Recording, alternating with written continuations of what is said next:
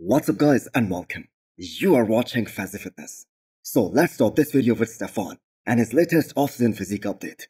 So Patrick Tuor, his coach, he is huge advocate of keeping his athletes relatively lean, especially in the off-season. So he is really careful on how much he is feeding him during this off-season, this growth phase. But I have to say Stefon here, that might be an exception because we all know he's transitioning from classic physique to the men's open bodybuilding. And is gaining weight like crazy. Keep in mind, he isn't a very tall guy. And even Cbum, who is above 6 feet, even he did not touch 270 pounds in this off-season during 2024. Now, I think we have already established this fact, that the men's open bodybuilding, that has always been the most difficult and the most dangerous division in the entire IFBB Pro League. Because a guy like Stefon, he has to push a lot of food in order to get bigger, in order to grow, and he has a lot of ground to cover in order to be really competitive in the men's open class. But with a great coach on his side, in his corner, if Stefon stays motivated to put on quality muscle mass, to get really big, then I think the end result, that will be extraordinary. And I believe most of you guys will agree with that, because we have seen that so many times, that this guy has that quality in his physique. His muscle bellies are just so round, so 3D, so bubbly. And based on his last stage look, which was Portugal Pro, he can get in a great shape.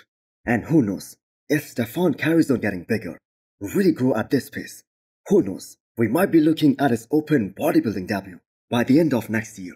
And I think this was the right move by him, from switching to classic to the men's open, because all he was doing was just restricting his growth in a smaller division. Next up, we have a post-Olympia physique update of Mike Sommerfeld. And I have got to say, damn, Mike gets so big the minute he starts eating again. I mean, look at this right now. He's standing right next to a men's open bodybuilding champion, Derek Lunsford. And just look at that size. So let's give Mike the respect that he deserves. He is gonna be the man to beat in 2025.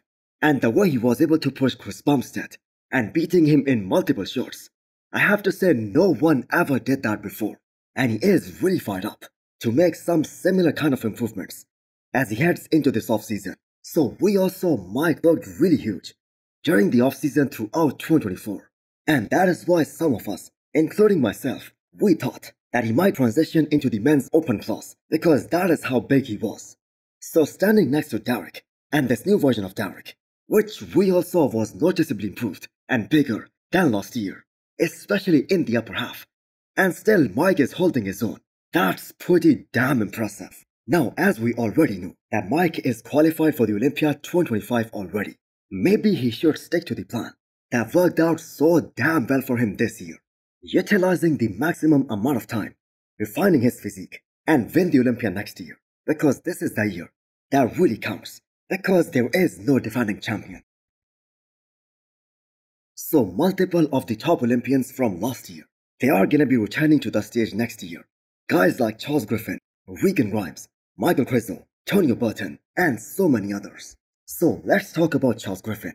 So that packed year that happened at the beginning of 2023, that just severely hindered his training, and in turn his progress as well.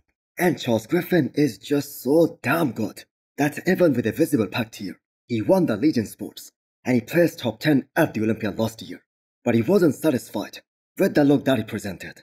So this entire year, Charles was fully dedicated to rebuilding his chest, and that is almost done now. And it is almost time for him to get really serious, to look for a show in 2025 and show up better than ever, better than 2022, which was his favorite look. So the only disadvantage that Charles has in big shows, like the Olympia, like the Arnold, is that he doesn't appear to be a very big guy. He doesn't take up a lot of space on the stage, and that is why he doesn't stand out, especially in deeper lineups. But that being said, he's certainly one of the most ripped guy in any show that he enters. But the lack of width, that kind of exposes him in big lineups. And just because everyone was talking about how Matt Jensen, he has failed over and over again this year as a coach, well, Charles Griffin is a guy who was always so on during his time with Matt Jensen from 2018 to 2022.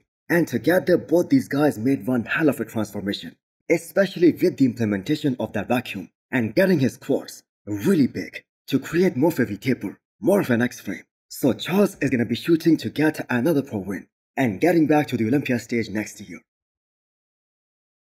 I have got to say John Jewett, he did not get enough credit for the transformation he was able to make in just 1 year.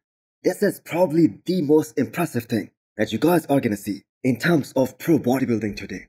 That is 11 pounds of quality muscle from 2023 to 2024.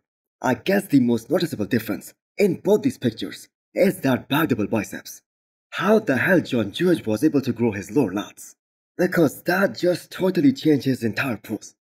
Now I am sure most of you guys already know that he is one of the most knowledgeable guy in the bodybuilding industry right now.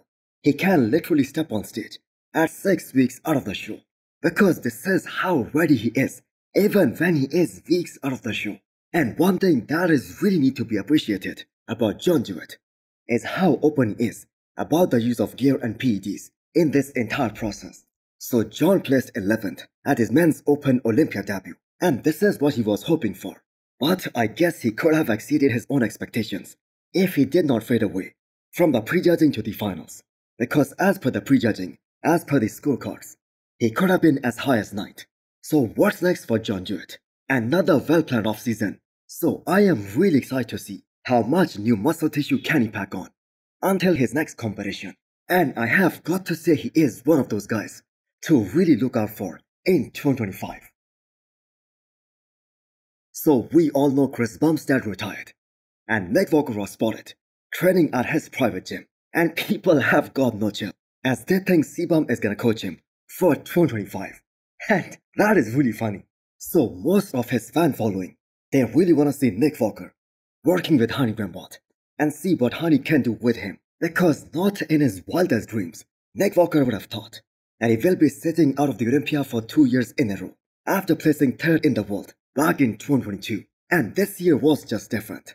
Even if he would have committed to doing this show, I believe he would not have been a factor here, since he wasn't in shape.